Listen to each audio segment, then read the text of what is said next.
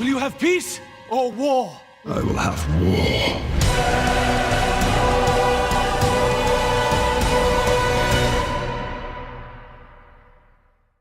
Hello everyone and welcome to Preview Quick Cuts, where it does go quick, but there are no cuts. Anyway, let's get to it. First, let's look at the latest and last trailer for Christopher Nolan's Interstellar.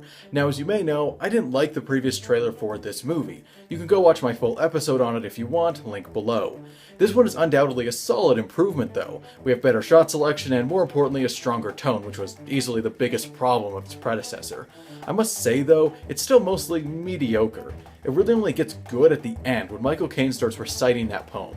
That part is such an excellent premise, I'm very surprised that they didn't use that poem as the backbone for an entire trailer. That would have been excellent. Oh well, I'm never watching this trailer again since I'm really scared I'll see some spoiler in it, and I will not have Interstellar spoiled.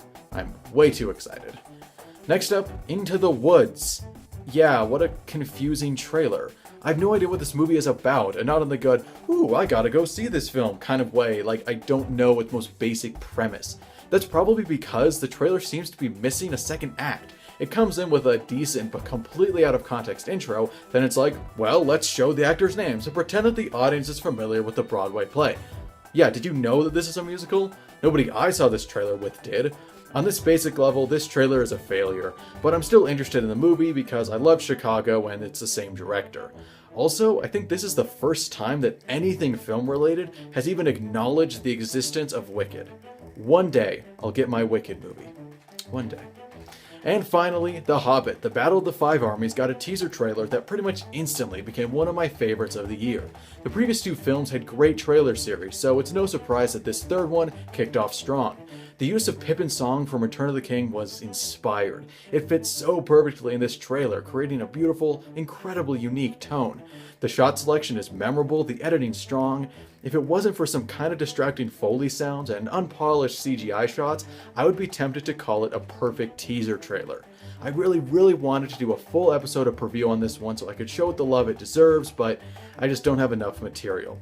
A spot on Quick Cuts will have to do for now. We're not done though. As an extra bonus, I'm going to hand things off to Max, who has a trailer of his own to discuss. Max? Thanks, Sean. After a lot of skepticism over a synopsis and a photo at this year's San Diego Comic-Con, we finally saw the SpongeBob movie, Sponge Out of Water, in action for the first time. And as far as I'm concerned, it makes a very good first impression. The tone and pacing of this trailer fits right at home with the franchise, even if the humor didn't do much for me.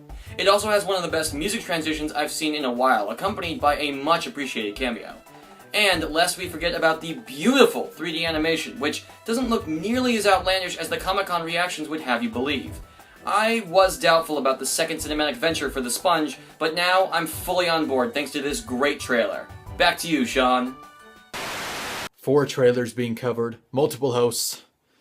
What has this show become?